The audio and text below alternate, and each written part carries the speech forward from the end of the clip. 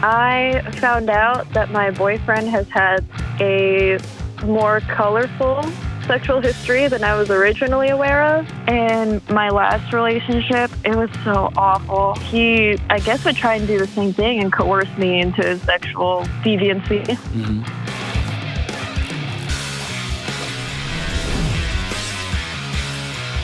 What in the world is going on? This is John with the Dr. John Delony Show. Hope you are doing incredible wherever you find yourself. I also know that not everybody's doing incredible right now, and so wherever you happen to be, I'm glad that you've joined us. Whether you're sitting in a park somewhere and it's freezing cold and you're just listening to the show, or you're going for a walk or a run, or you're cleaning the house or driving somewhere, thank you so much for being with us. It means the absolute world. On this show, we talk about your emotional health, your mental health, your relationships, your kids, your spouse, whatever you got going on in your world. I'd love to have you on the show. Give me a call, 1-844-693-3291 or johndelony.com/ask.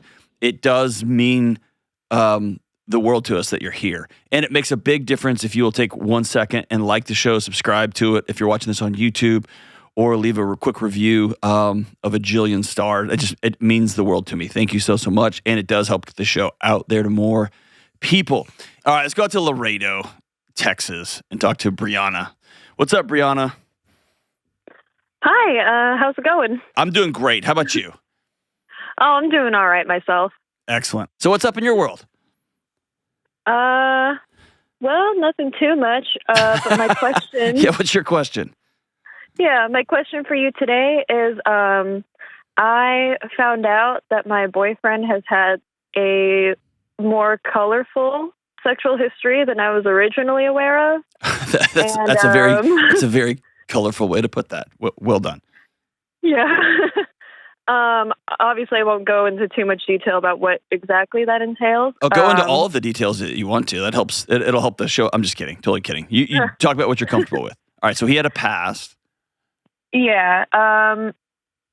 Just did a lot of things that I wasn't really aware of. And now I just cannot help but feel this deep sense of insecurity that I know is completely irrational.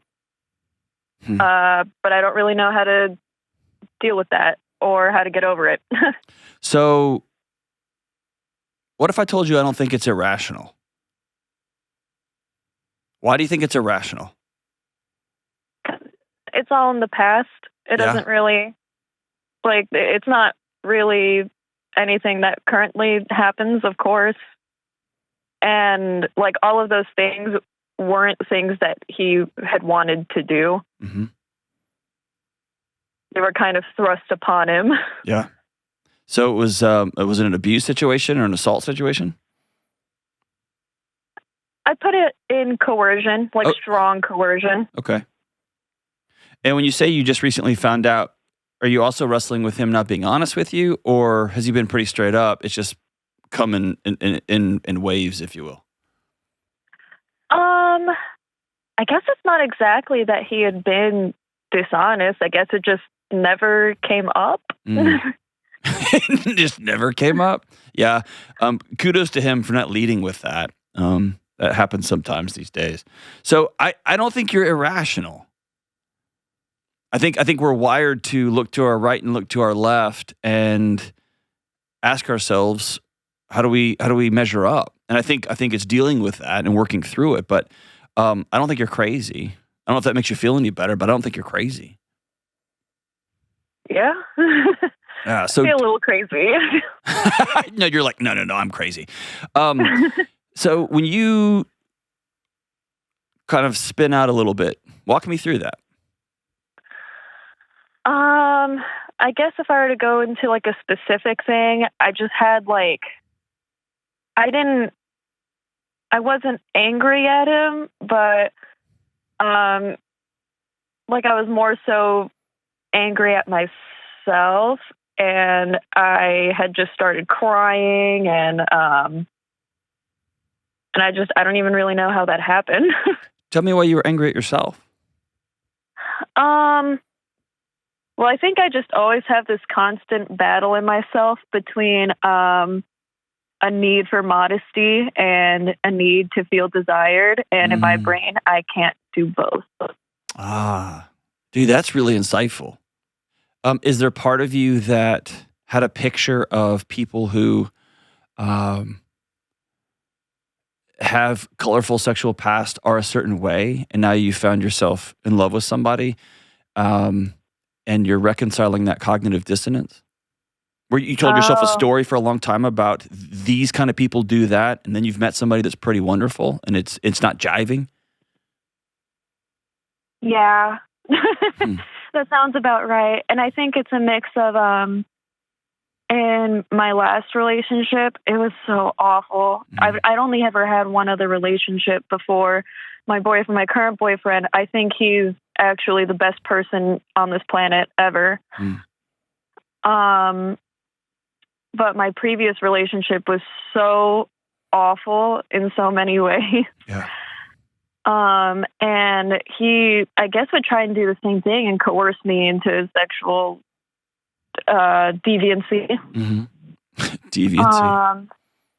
And, I guess I have a way with words sometimes, and I was able to talk my way out of it for a really long time. Is there a little part of you that's frustrated that your boyfriend didn't have that same ability? Yeah. Yeah. And here's what I'm getting at. I don't want you to ever feel bad that you have a feeling. Oh, that's hard. I know, but when you try to avoid the actual, honest, true feeling that's sitting inside your chest, when you avoid it, when you shove it down, when you gaslight yourself and make yourself feel crazy for having a feeling, then it will come out. And sometimes it comes out in these fits of rage. Sometimes it comes out in, I can't stop crying and I don't know why. You know what I mean? It will come out some way. Mm-hmm. And then depending on how you grew up, then if we got in trouble for feeling feelings, then now we think something's wrong with us, and you get what I'm saying? It just kind of dominoes itself. And if I go all the way up the dominoes, it's giving myself permission to feel things as they are, and then, you hear me say this on the show all the time, then go do the next right thing. Does that make sense? Yeah. And we have a culture that says you have to say every feeling out loud. You for sure don't, right? I have feelings sometimes that are bananas. And I know cognitively that's not true. And also my body feels it. And both of those things are okay.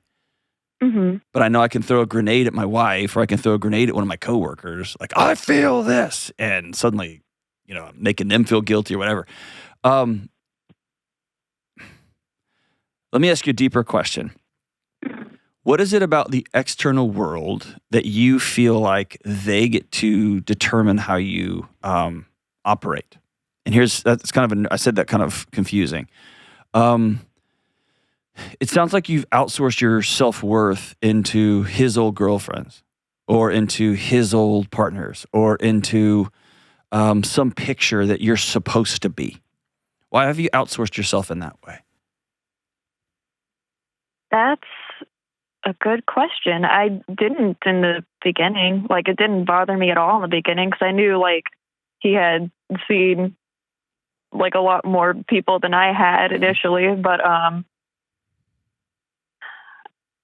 really don't know. I don't know. I think there's a whole tie in just what happened in my last relationship, and deviancy being every guy wants this, and it's ridiculous if you believe that they don't. Even if they say they don't, they do. Yeah. And so now I'm kind of thinking oh no, is this something he secretly wants and that I can't give him? But and I've talked about it with him before, just very candidly, and he said he does not want to do that stuff, and he's really deeply ashamed that he had and wishes he hadn't. But when you say deviancy, are you talking about particular sexual acts? Are you talking about hand holding the special way? Give me a ballpark here.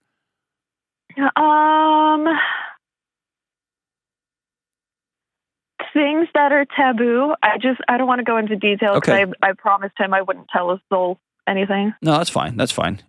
Tell a soul. Yeah, it's just me and you and a couple of million people. That's all right. So if this is too personal of a question, feel free just to say I pass. You said you fought this guy off, and I'm assuming that was figuratively and not so much literally, but maybe literally. Um, did you eventually relent? No. Okay. Um, There were a few things I relented on, like, yeah. I mean, I guess because I can be specific on my own. I had assumed I was going to like wait until marriage, Yeah. and I didn't. Yeah. And I wished I had. Well, I wished I had at least waited until my current boyfriend, but it was just this whole thing. Like, I had a whole episode of vaginismus because I was so stressed out from the whole situation. Yeah. And It was I your was body just telling yelled you, at. yeah, something about this isn't right. Yeah. So, have you forgiven yourself for violating your own values? I'm in the process of it. Okay. Okay. I don't know if this I really, helps. I don't think you're a bad person. okay. I don't know if I mean, you don't need my approval or anything like that. I don't want it to sound like that, but, um, I guess my encouragement to you is you're not crazy. And if you were put in a position where, it was constant beratement, and you ended up going against your own set of values. And now you're looking in the aftermath like, I wish I hadn't have done that. I did. And now I'm showing up to a new relationship with somebody who also found themselves in that same situation. What I want you to always come back to is you have permission to feel what you feel. And you have permission to learn from what happened. And you're right to be cautious taking your next steps. Mm-hmm. And I guess my challenge to you is to not outsource your self-worth to his old girlfriends, to him, to this old, terrible boyfriend from your past that just dishonored you over and over and over and over again. And that you're able to find peace inside your own chest from the inside out. To that point. I mean, I know pretty much what's wrong and what I'm doing. I just don't know how to like actually get better. Yeah. Have you had moments where you have that lightning bolt of him with somebody else zap into your mind? Yeah. Yeah, a lot. Yeah. So often that's the root of, I feel, we feel paralyzed by these moments because we keep imagining and then we meditate on them. And meditate sounds all spiritual and woo-woo, but basically we have that lightning bolt of a picture in our head. And I'll get overly graphic here, not to be sensational, but just to like put it all out on the table. You have a picture of him that pops into your head. Maybe you and him are kissing, and you pops into your head of him with somebody else. And then you stay on it. Or maybe you're in the shower, maybe you're laying in bed about to go to sleep, and it just zaps into your mind. And then you stay with it. Yeah. And you go all the way down the rabbit hole of what you imagine might have happened and what it looked like and his face and their face. Like, you get what I'm saying? Like, you just go and you retell that story in your mind as you imagine it. And then your body doesn't really know the difference. It just starts responding as though it's happening in real time. See. And so the challenge for you, I think, a challenge for all of us. I mean, this happens with people who have experienced tragedy, experience near-death experiences, loss of a loved one, unwanted sexual experiences, like what you're like going through, experiencing your own unwanted sexual experience and your new boyfriend's unwanted past, right? Is the thing that happened. There's a period at the end of it. And so it's not a matter of forgetting it or pretending it doesn't exist, but it's also, I'm not going to pour gasoline on that. And so a fire with no oxygen and a fire with no fuel burns itself out really fast. And so when that lightning bolt snaps into your mind, we can't stop that. That just happens. I promise you, though, if you will work on it, if you'll work hard on it, it will, over time, it will diminish significantly. Okay? And our bodies, it's our body's way of keeping us safe by flashing those things. Remember, don't forget, don't forget, don't forget. And it's just our body's just trying to keep us alive. So again, I'm not going to go to war with my body. It's just trying to keep me safe. But I am going to say, I don't need that level of safety anymore. I'm okay now. How long have you been with this guy? 2 years, just about. Okay. So you trust him? He's safe? Yes. Okay. God, he's safe. Okay. Amazing. That's amazing. So here's what we're going to do. When your body spins up and tries to protect you, when that lightning bolt snaps in your head of him with one of his exes, we're going to exhale and we're going to immediately have a new picture that's going to replace it. And sometimes I'll say things like, nope, I'll just be walking across my house and say that. I've been doing it for so long that now I'll just whisper it, or now I can just move on without it. Or occasionally, I don't know why, I think sometimes a physical act, so I'll fidget with the middle of my shirt or with the hem of my shirt, or I'll scratch the around my thumbnail. But I have a thing that is just like a quick physical tell, and then I'll immediately have a picture of us two, you and him walking holding hands. Or the first date, or the time he dropped his ice cream and you slipped in it and you both fell down. It was hilarious. But I'm going to replace that picture that just popped into my mind to get really kind of when a parent loses a child. There's something insane. It's just disorienting about seeing a casket that small, right? And it will zap into a parent's mind over and over again. And so the challenge for a parent is to go, nope, and to immediately have a memory in queue, ready to rock and roll. And it can be the same one over and over again of the little kid driving around on a big wheel. Or for an infant grabbing your finger and holding on real tight. And so for you, it's getting a couple of pictures in your mind of you and him having a great time. And what you'll do with your mind over time is it lightning bolts that picture in, you're like, nope, and you exhale and breathe. I'm going to give 5 or 10 seconds on the memory of us holding hands, of us running, being silly, or whatever, the first time he kissed you, whatever. I don't know what the thing is, but whatever thing brings you like a small smile to the corner of your mouth. And I'm going to meditate on that. I'm going to remember how he looked, how he felt, how he smelled, how I felt inside. Do you get what I'm saying? Mm-hmm. This sounds so cheesy, but it's something you practice. And then I want you to keep some sort of journal that when you have those feelings, I feel like I'm not enough. I feel like he's more experienced than me. I feel like whenever he tells me a story or I think about him, I feel how bad I felt when it was happening to me. I'm going to write those things and get those out of my body because I get to feel them, but then I'm going to go do the next right thing.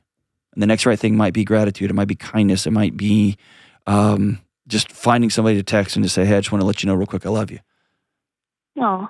But you get what I'm saying? Yeah, I do. It's all about not thinking about the next right thing, but doing a thing. I see. It just takes so long. It does. It's a pain in the butt. And I'm sorry that somebody hurt you, and I'm sorry that somebody hurt him. And I'm trusting you. I'm glad y'all found each other. I am too. But he's going to have to go through the same thing, right? Mm-hmm. Has he forgiven himself?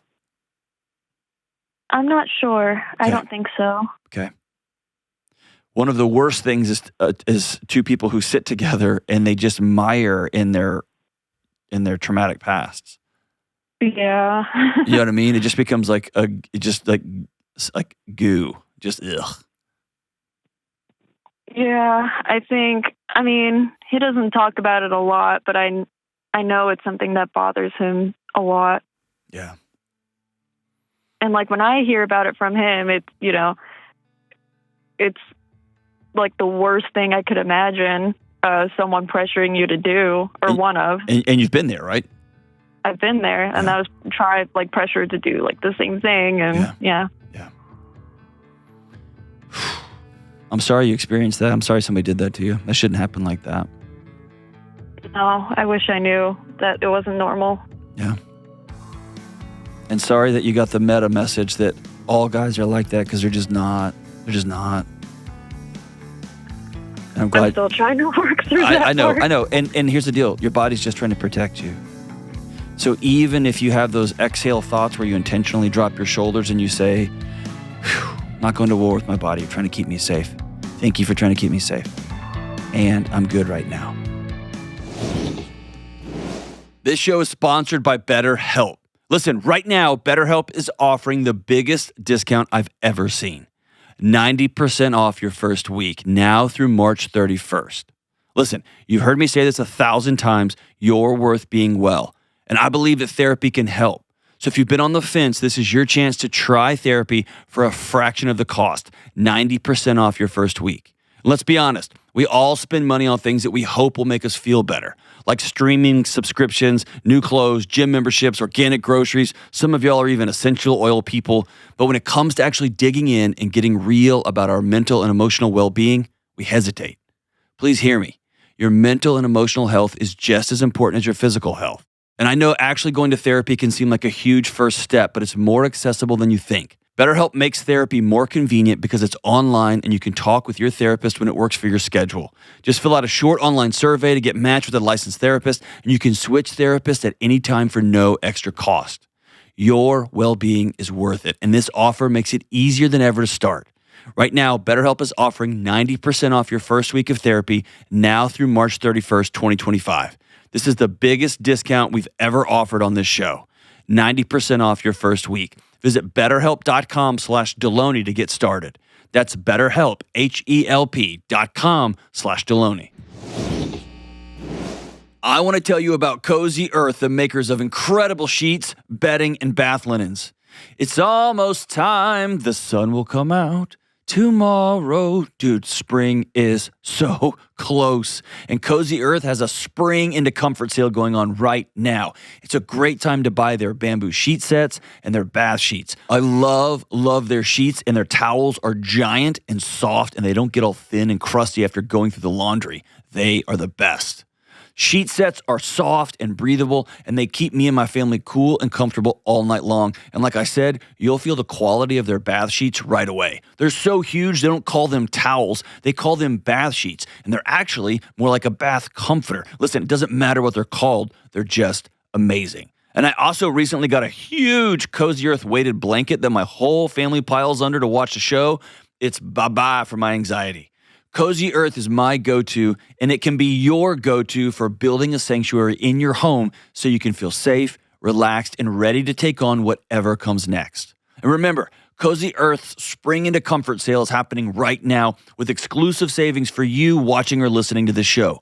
40% off all products. That's 40% off. Visit CozyEarth.com/Delony and use code Delony right now. That's COZY, CozyEarth.com/Delony. All right, we are back. Hey, me and my homie, Dave Ramsey, are going on a short tour, and we're going to hit a couple of cities, and it's going to be an absolute mayhem blast. Durham, North Carolina on April 23rd, Louisville on April 21st, Atlanta on April 25th, Phoenix on May 5th, Fort Worth, Texas. Texans, y'all got to show up on this one. May 7th, and Kansas City. Guys, what happened? Kansas City, May 9th. Dude, they're going to be a absolute party. Tickets start at $40. It's just going to be wheels off. Everybody's going to get to decide from the audience what we talk about. We'll both be on stage the whole time. It's going to be a blast. Go to RamseySolutions.com/tour. We're talking about relationships, talking about life, talking about money, and everything in between. Unfiltered, unapologetic, and hopefully you'll leave with some things that you can use to make your life even better. All right, let's go out to New York, and talk to Marie. I think I sounded just like Alicia Keys just then. What's up? Hi, Dr. John. Thank you so much for taking my call. Thank you for calling. You've absolutely made my day. I'm really grateful. Thank you. I am a 60-plus-year-old woman who I obtained custody of my grandson back in 2014. Both his parents are addicts. His father, he's 18 right now. He is away at college. His father is still actively using. His mother, my daughter, has had a couple of relapses, and I believe right at this moment she is sober. My question, though, is having to raise my grandson and just trying to find that balance on trying to live my life, raising my children. And then usually that's the time where after your children are, in their own lives, that's the time that you can worry about yourself and start, living your life. And I'm just having that hard time because now I'm actively raising my grandson. His parents really are not a major part of his life. He can't count on them at all. Like, I'm still the one who has to go to parent functions because, like, they'll say they'll be there for him, but they just never show up. So I'm just trying to find that balance for me as well as be there for him because he still really needs me. Yeah. I guess number one, if you were sitting here, I would ask you if it was okay if I gave you a hug. I'm sorry this happened. Oh, you know what? I feel bad for me, but I feel so bad for him. Hold on, Marie. Yeah. Let's put him off to the side for a second. I want you just to take your shoulders and clench them up around your neck real quick. Can you do that real hard for 3 seconds?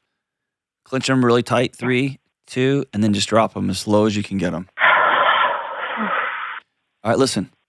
You get to be sad for you. You've been living. I don't know how to do that. I know. And tell me if I'm wrong, but there's a part of you. You're a tough as nails, badass New York grandma who does what it takes. But there's a part of you that thinks if I start crying, I will never stop. Oh, yes. Yeah. You've done a really amazing thing, and I'm honored to call you my new friend. Oh, thank you.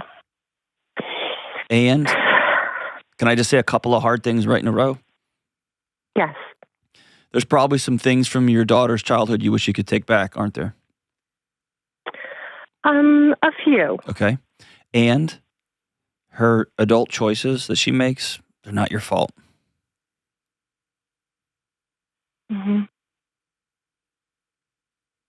They're not.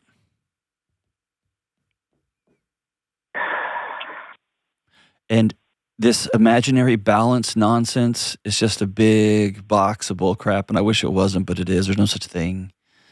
And I hate that somebody told you long ago that you had to choose between living your life and living your kid's life.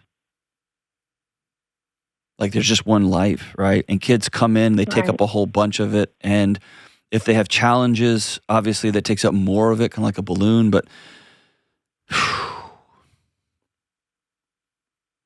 sorry somebody told you that. And so let me ask you to be selfish for 30 seconds, okay? Okay. What do you think you're missing out on?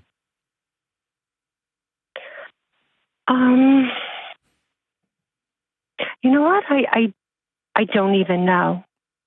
I don't even know. I just never think about what I want or what I need. I'm still working full time, so I get up, I go to work, I just do. Pretend with me for a second, or dream with me. Okay. What do you want? What do I want? I want to be able to travel. I want to be able to just not think of any responsibilities I have. Yeah. Keep going. I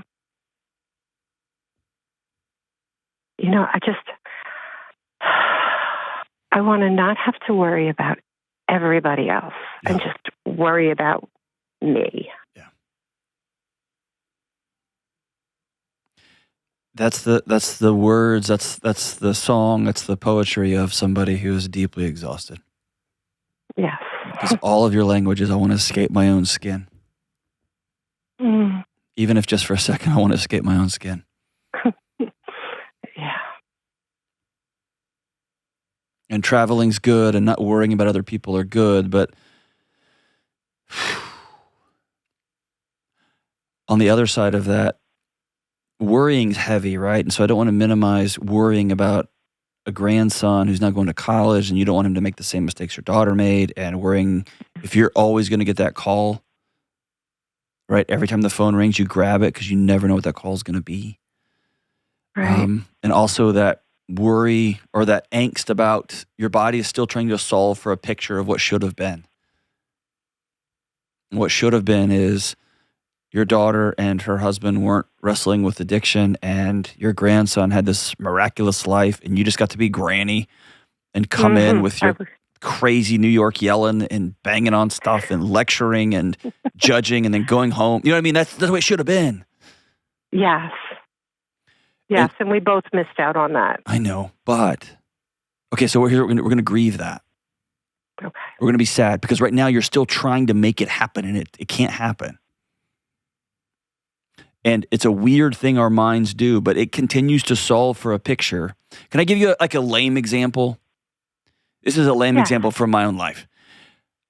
Whenever I took the woman who's my wife, she's been my wife for almost 23 years now. I took her to meet my gang, the guys I grew up with. Okay. These are guys I don't even take restaurant recommendations from, but for some reason I felt like they needed to sign off, right? And I was a young idiot. But to a person, they pulled me aside and they were like, "Hey, she seems awesome, but are you for real? Are you serious?" Because the people I had dated before were not like her. She wore a brown braided belt and tucked her shirt in and listened to country music and was on time everywhere and was quiet. And I always dated loud, you know what I mean? Just kind of center of attention kind of people. Mm-hmm. And it wasn't until 10 years into being married that I realized all of this angst I had, not all of it, but a chunk of it, I married the wrong person. I can't believe she married me. Was my brain was still trying to solve for this other person. And I never fully exhaled into, dude, I've got an amazing person right here in front of me. And I literally had to grieve the picture. I did not marry somebody who's going to be on the front row stage diving at a punk rock show. I just didn't. I thought I would. I'm not married to somebody who has a tattoo sleeve and all these just stuff I made up, right? And who's independently wealthy. I married a teacher who's freaking amazing. But I had to put a period at the end of this picture my body was trying to solve for all the time because it created angst inside my house. And for you, if I can just be blunt as can be, I don't think you're ever going to get that call from your daughter that's like, "Man, you know what? I blew it. I'm totally sober. I'm coming to get my kid. You're off the hook. Go back to doing granny stuff." That call's not going to come. No, and you're right. I need to just forget about that. No, don't forget about it. Don't forget about it. Go right through it. You can't forget about it because it is. It's something to be sad about because it's not supposed to be this way. And here's what happens. When you grieve that, you get to exhale into what actually has been. So can I be real, I'm fishing here, but I just want to throw some things out and you tell me if I'm wrong. Okay. 14, 15, 16, 17-year-old kid. You got to run it back. You got to love again. In a weird way, maybe you got to redeem some things that you wish you could do again with your daughter. Mm-hmm. You got to not miss some stuff. The fact that this kid's in college tells me you have worked really hard to break the cycle. Yes. Does this little knuckle-headed 18-year-old know that his grandma loves him to the moon and back? Oh, absolutely. We have an amazing relationship, and we talk a lot. And as a matter of fact, he was just home recently. He came home for the weekend, and he did. He told me that he knows I'm always there for him, and he thanks me. Give me a big hug, kiss, told me he loved me, and he said thank you. So yes, he does know. And so, would you trade that for anything? Nothing at all. There you go. Nothing at all. That's the greatest moment. That's right. That's right. It solidifies that I did everything right. That's you did it beyond right. It's easy when I talk to 25-year-olds whose parents were tough on them or they had a lot of challenges or had, abusive homes. and I'm talking to them about breaking their family, like changing their family tree, breaking the cycle. Mm-hmm. You unpotted yourself from the plant you were in and that's even harder. What you have done is nothing short of miraculous. And thank you for saying that. you know what I'm saying? Like it's astounding. And by the way, you parented in a world that you don't even know how it works. You don't know how texting and Snapchat and Fortnite and all this crazy nonsense. I mean, you get what I'm saying? At least my parents parented me in a world that they semi-understood. Right. And so you've been out like blind, leading like with a blindfold on in the dark, leading this young man through like it's here. So in a similar way, sometimes I talk to like a mom who's pregnant and she's 18. And then she has this baby and she realizes, oh my gosh, this is an amazing gift. And she wouldn't have drawn it up like this. She understands that her life's going to be hard, but now she's holding this extraordinary moment, right? This extraordinary thing. Mm-hmm. Not just the kid, but the life. And so when you grieve what should have been and what wasn't, then you get to truly honor what is.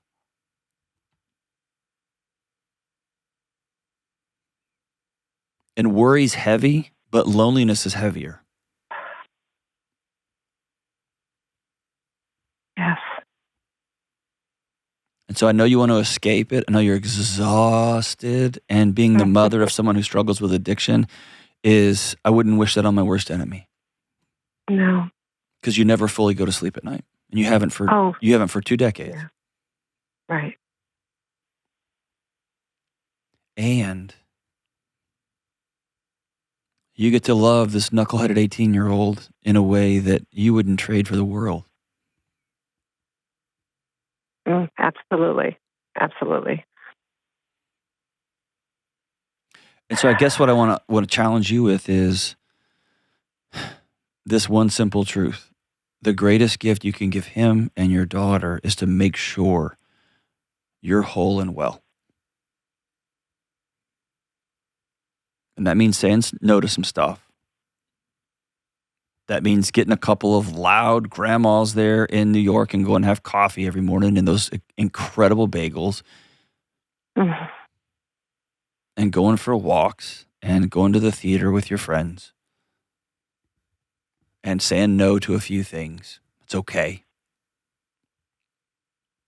So that when you say yes, you're fully in. Here, can I tell you the hard part if you don't? Yeah. The hard part if you don't is you stop caring for your daughter and you stop feeling guilty about your daughter and you start resenting her. Okay. You stop feeling guilty about this grandson of yours and you start to resent him every time he calls. Mm. That's not fair to them, right? No.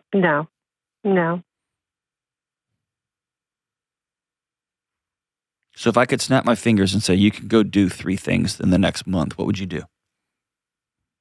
I would go out to dinner with a few friends. Will you go to kind of a Definitely. ridiculous dinner? Sure. Something ridiculous? Something ridiculous, something I would never think to do? Yes. Okay. And be loud? I will definitely try. What else? That's one thing. Give me 2 more. Let me say, definitely want to start either going back to the gym or, setting aside half hour, an hour a day just to take a walk or read a book or something like that. Something to just disconnect and just be. I want to give you full permission to turn your phone off. And when grandson, who you've been on call like an EMS responder for the last however many years, 18 years, I want you to tell him, starting today, between the hours of 10 and 11:30, my phone's off. Granny's getting ripped, and Granny's reading a book, and I don't answer the phone during that time. Okay. And if I can be really crass, you've already imagined that worst phone call from your daughter 1,000 times, 100 haven't you? times, right. That's right. Yes, absolutely. When you if you ever get that call, and God forbid, I hope you never do, you rehearsing that is not going to make that call any easier. Does that girl know you love her? I hope so. No. Does she know you love her? She does know I love her. Yes, she does. Deep down, she does. You can turn your phone off. Okay. And I'm saying that literally, but it can also be metaphorically. When you go for a walk, you can have your phone. Right, just right. When you go to the gym, you can have it by you.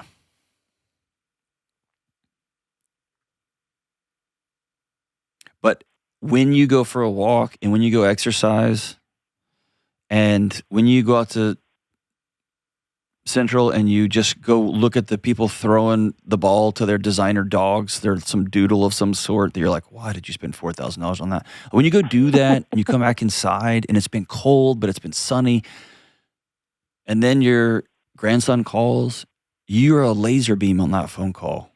You're not exhausted. When you go to work, you can be fully at work, and when you're not at work, you can be fully there. Does that make sense? I want you to have permission just to live. Yeah. Are you married? Are you with somebody? I am with somebody now. Yes. What's their name? Sean. Never mind. Don't tell me his name. That's fine. Good person or goofball? Or both? No, very good. A little bit of both, and that's good. Good. All right, tell him he has one job, and that is one quasi-reckless thing a month. He's got a plan. Dancing, a play. You live in a crazy, fun, rad city. Yeah. Tell him, you're planning one thing for me every month. I've been planning stuff for everybody for the last 3 decades. You're planning something for me once a month, and it's got to be silly. And you know what? He really tries, and I'm always like so centered on my grandson, or what's going on with him, and so we've had those talks. So I need to just let him do these things for me and not worry so much about my grandson. Even if to bridge the gap, you send your grandson a text and say, going out on a hot date might get a little ooh, so you're probably not going to want to text me for the next few hours. Right. Okay. That's a good idea to do. That way I don't have to worry about, is my phone near me? Is he going to need me? Right. And just live. And can I tell you the greatest gift you can give this 18-year-old is to let him start practicing autonomy. He's going to have to learn to figure stuff out himself. Right. And I know that's hard because of the hell he's lived and experienced. And every 18-year-old boy should be able to call mom, and he can't sometimes. And every 18-year-old man needs their dad, and he doesn't have that. Right, and I think that's why I make myself so available, because he knows. I know. Like, I am mom, I am dad. But he's going to have to learn to reach out to an instructor or to a coach or to a kickboxing instructor. He's going to have to start looking for and towards other men in his life. Okay.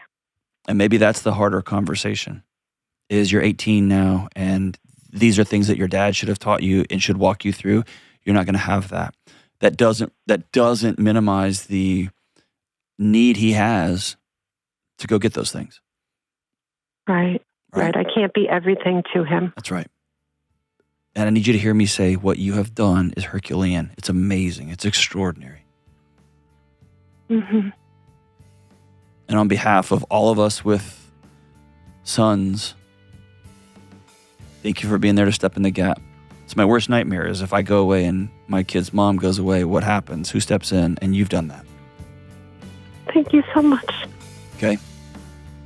Now, will you go have some hilarity and some adventures in your life? Yes. Awesome. I promise I will. Okay. Thank you so much. Your last homework assignment is I want you to take a picture of it, of y'all doing something goofy, and email it into the show. And I won't post it, but it will just be for me. Thank you so much for being brave and for calling in. And thank you for being a grandma who stepped in the gap. It's pretty amazing. We'll be right back. All right, let's talk about bond charge. Here's the deal. The modern world exposes us to things that were unheard of until just a few decades ago. And I don't mean all the TikTok dances and the cat videos or the AI influencers. I'm talking about the screens in our homes and in our offices and the fluorescent lights and the EMFs, these things that can affect our mood, our sleep, our anxiety, and more. And that's why I'm so excited to partner with Bond Charge, a world leader in red light therapy and EMF blocking gear. I use Bond Charge products all the time, literally every single day, and I love them. I used them this morning when I was working out, and here's why you'll love them too. Studies show that red light therapy can boost your mood, reduce stress, and help us sleep. It can also help your recovery from aches and pains and transform your skin, and even help with cellulite and stretch marks. My red light therapy panels, the infrared sauna blanket, the EMF mat, and more have become a cornerstone of my health and wellness routine. I use them all the time. You can also check out Bond Charge's other amazing products like blue light glasses, EMF protection products, infrared sauna blankets, and 100% blackout sleep masks.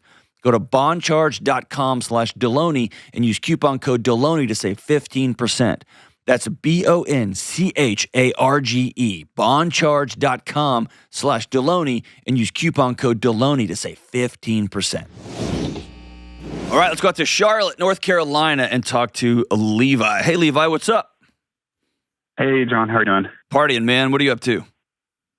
Just finishing up some work and got a call that I was able to join you today, so I'm excited to be able to speak to you. Excellent, brother. What's up, man? So I have a brother who's just over 40, living at home currently because he got out of his second marriage a little while ago and moved back in with my parents. And he's entering into his third marriage pretty soon. He's engaged, and we're just wondering how he does this. He seems to be going into this really quickly. He just met this woman, and it's kind of similar to previous relationships where he met her. She lives 3 states away, and all of a sudden we hear about her, and 3 weeks later he's engaged and he wants to get married. He wants to get married in March. And we're just trying to figure out how to talk to him. He suffers from pretty severe depression, puts a lot of weight of his value into his relationships that he has. He completely changes who he is, everything from religious beliefs to activities he's interested in for these women that he's somewhat dated, but mostly he dates one woman, and all of a sudden they're the best thing in the world, and he ends up marrying them, 6 months later or so. And with this woman, my sister's met her. I've heard about her, and she seems great. My sister's talked really well of her, but again, we feel like he's almost pressuring this woman into getting married as soon as she can, where even my sister said she feels like she's trying to say, hey, let's hold off a little bit longer, maybe June or so. And we're just wondering, because he's suffered from such a severe depression with things, how do we bring this up to him? How do we talk to him? Is this something we have to kind of let him go forward with, or do we try and have some sort of intervention, or, how much do we tiptoe around him versus sit him down and say, hey, like, things need to change, or you need to do some introspective seeking? I guess my response to that is, if you sat him down and said that, and he looked at you and said, or what would you say? When you say, can you repeat that question? Yeah, so imagine yourself, play it out for me. You set him down and you say, hey, you've done this twice. You're chronically depressed. You got some challenges that you need to work through. You don't need to be marrying this woman right now. We think this is a bad idea. So you can't marry her. If he looked at you and said, or what? Yeah. What would the response be? Yeah. Our response would, we'd still be there for him. We'd still support him. We'd still come to his wedding, if we're able to. So what's your relationship? What's your relationship like with him? It's good. I'm not close to him. I'm on the other side of the country, so I speak with him every couple of weeks on the phone. My sister sees him every couple of weeks, so we have a pretty solid relationship. He was running into his last relationship with his girlfriend pretty quick, and even to the point where he brought her out here to visit me and my family And I kind of sat him down. I was like, hey, she seems really nice, but she seems very cold to you. And I don't know if that's the right thing for you. And to the point where he even said, like, hey, that's one of the reasons why I separated with her was because of that conversation. So we have a good relationship. Cool. Is it worth you flying out, just take him to coffee? Yeah. And say, hey, I love you. And sister says this new girl's pretty amazing, but this feels really fast. And I guess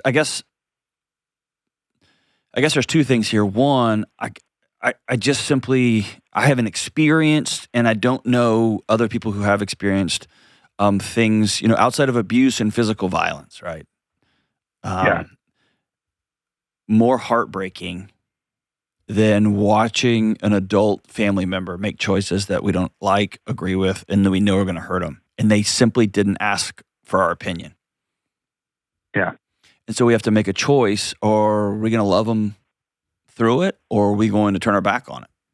And there's moments when turning our back is the right thing, contrary to popular belief. And there's moments when you sit down with somebody and you say, hey, I got it. I wouldn't love you. I wouldn't be loving you if I didn't tell you what I think is the truth. I think this isn't a good idea. And I'll be there. I'll sit with you. I'll sit with you when you're happy. I'll sit with you when I think this thing falls apart. And you're welcome to come visit me, like whatever your ground rules would be, your boundaries would be. But I guess the second part is I want you to frame this as, or you can do what you want, but in my head, the framing is at versus with. Or as my friend Jefferson Fisher says, don't try to win the exchange. Instead, I want to understand. I want to sit with you. I want to make sure I tell the truth so that I fully show up here. And like you said, I'm going to be with you. We're going to come to the wedding. I'm not going to abandon you. I'm not going to walk away or whatever. Right. But I do love you enough to sit with you and say, this doesn't look good, man. Yeah. We're trying to communicate, I guess, to him that, he puts so much value into these marriages, whereas the second relationship fails, he spirals into this depression. He talks about suicide. Sure. Has he ever gone and done like a inpatient? Not to that point. He's seen psychologists on a regular basis, from what my parents have told me, and he's told me a little bit about it. I think it's been a while since he's had regular visits. But I think our big thing is trying to see that, he needs to be happy by himself. And once he's happy being alone, then he can be happy with somebody else. He suffers from chronic pain from an injury that he had. And he constantly focuses on finding these women who are super successful that financially can kind of take care of him. Mm-hmm. Even though he works, it's more entry-level work that he does. And and here's the thing. He's found a solution that actually works, especially in the short term. And so he's always in pain. We know that being with a loved one relieves that a little bit, even if you have to conjure up a loved one. Mm-hmm. He seeks people who've got resources, and when he doesn't have those resources, he goes to his parents who provide those exact same resources. So I guess the convincing that has to be done is a season of more pain and more discomfort is actually better for you in the long run. Okay. And that can be hard. You get what I'm saying? That can be hard to see because he's got a solution that works. It's the same as sitting down with somebody who struggles with alcohol. Alcohol works, man. Alcohol is a solution until it kills you. And similarly, he'll run into something that, what has he actually lost? He doesn't bring anything financially to these relationships. He's not losing anything other than a couple of months of his life when he hits rock bottom again, and then his parents are there to bail him out at 40. And so it just kind of stays in this loop. Yeah, that makes sense. And I guess my challenge to you would be, yes, if I'm you, I'm having this conversation. That's just my nature. Okay. Everyone around me who is in my family and my friends, they know I would have this conversation. I kind of speak my mind a lot. And some of my friends and family like that. Some get mad and hang up and don't talk to me for a few weeks, and good for them. I totally honor that. But I think it's coming up with what's the goal of this interaction? Is it to delay a marriage? Is it to get him into therapy? Because if it's get him into a long-term, like, let's actually get to the root of some of this depression, then you and your mom and dad and your sister, y'all come up with a plan for a 30-day or 60-day inpatient intensive. And it's going to be expensive. And if your parents have resources or y'all have got resources y'all can pool, sit down and say, here's another path. We've already cleared the road for you if you want to go do this. And we all love you enough and think this would be good. Okay. But again, getting to that goal. If the goal is just to stop the wedding for a while, you can throw a grade in it and do that. Sure. It'll just pop back up in June, right? Right. And so I think it's asking you yourself, what's the goal? And then I know this can be prohibitive, especially cost prohibitive, time prohibitive, but I always think these conversations are better had in person. They can take place on the phone, of course, but there's something about communicating. Here's how important this is to me. I'm going to fly out and look you in the eye. Yeah. And that's tough. Yeah, that's I tough, agree. I know. But I would like to say this. Thanks for being a brother that still loves his brother. Yeah. Yeah, no, of course. And he's a great person. He's always here for us. He's offered to help. He has really good, conversations with him and we want to be there for him. But obviously there's this blind spot that he just can't see that we tried talking to him about and, pretty passively. And I'm just wondering, okay, if we go too aggressive, does it spiral him even more into depression or, like you said, hurt now for long-term happiness, which I think is the right solution. And I guess the one thing I would challenge, I can almost guarantee you he kind of knows too. Yeah, I'm sure he does. I don't know many people that struggle with alcohol that don't know that next drink's not great. But they don't have another tool in the toolkit. Yeah. And if he's a compassionate, smart guy who struggles with chronic pain, he knows how bad it hurt the first two marriages that broke up and probably the serious girlfriends he tried to make super serious in between those marriages. He knows. He just doesn't have another chord to play other than the chord he only knows. And so every song sounds the same. And so until he gets some professional care, and at 40, he's going to have to unplug himself from the world he knows and go sit with somebody. Yeah. And there's some really extraordinary resources out there for inpatient treatments, but he's gonna have to learn some new chords so he can play some different songs. That's just hard, man. But we live in a culture, man, where family writes off family more than ever. Just write them off, and so it always is something I want to make sure I just double click on and tell you I honor you for still loving your brother, and for looking down the road a little bit, even when he can't. Or when he just chooses not to, and saying, we've seen this story play out before. We're gonna be there for you. So thanks for loving him, my brother. Appreciate you, man. Hope the conversation goes well. We'll be right back. Can I just tell you, I love Organifi. I love them. But I also get that some folks are skeptical about whole food powders. Are they really worth it? I get it. So if any of you are still on the fence about green and red juice powders or Organifi in general, or you just want a simple way to try Organifi out, I've got the perfect solution, the Organifi Starter Kit. It's like if Organifi released a Greatest Hits album, but without the lame live tracks that are in all Greatest Hits records. In the Organifi Starter Kit, you get 7 green juice travel packs, which include your daily dose of detoxifying superfoods to boost your immune system, reduce stress, and feel good from the inside out. And you get 7 red juice travel packs loaded with whole food goodness and antioxidants. It's an early morning and an afternoon pick-me-up without the jitters of caffeine for a natural energy boost that keeps you focused and feeling great. But that's not all. You also get a full month supply of essential magnesium capsules, great for muscle recovery, promoting relaxation, and supporting heart health. And to make mixing your juices even easier, the starter kit comes with an Organifi shaker bottle. When I started using Organifi, I noticed a difference within the first week, and I think you will too. Right now, you'll save 20% on the starter kit at Organifi.com/Delony with promo code Delony. This kit is the best way to enjoy 3 Organifi products on the go, whether you're at the office, running errands, or hitting the gym. Go to Organifi, Organifi.com/Delony, and use code Delony for 20% off their starter kit and everything else on their site today. All right, we are back again on the heels of a pretty amazing money and marriage thing. Hey, I didn't say this. I haven't said this. I should have. Kelly, you're kind of famous now. We have some amazing listeners. We really do. We had people come from New Zealand. We had people come from Canada, all over the planet to this thing. And my favorite was the guy on Thursday that came in, and he asked me to come out, for me to come out and to get a picture, and then he said he was going to print it out and have you sign it. I thought that was pretty fantastic. Well, I didn't. Ha. Just kidding. Well, you have a signed picture of me at your house, which I still think is weird, but you can. No, it's a voodoo doll, not a signed picture. It's you a can voodoo do you, doll. boo. All right, Call it what you want. Here's the money and marriage question. One of the questions that came up at the event, written on a note card, anonymous question.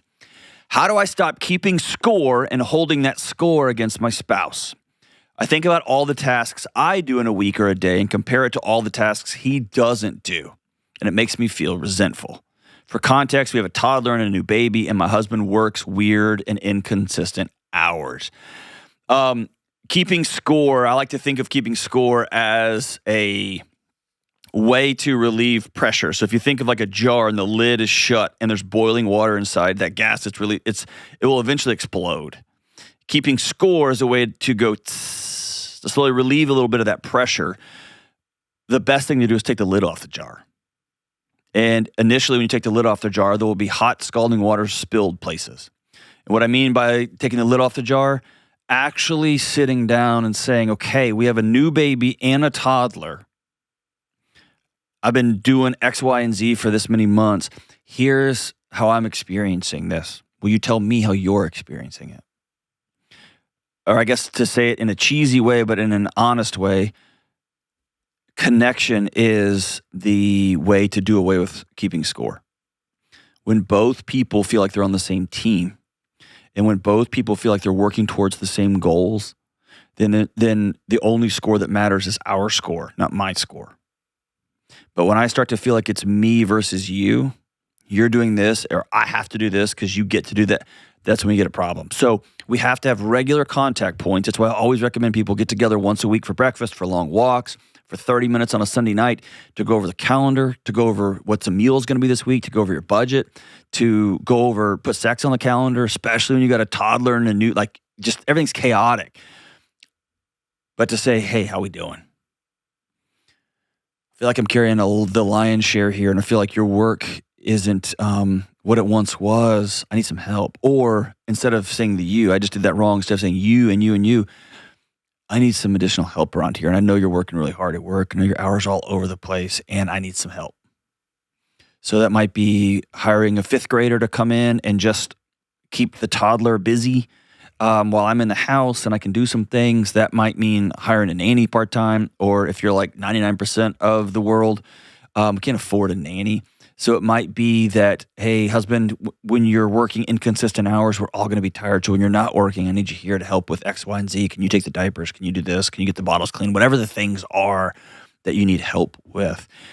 Just think of keeping score as a indicator that I need to relieve some of this pressure. And the way to relieve pressure as a married couple is to be honest and put on the table. Take the lid off.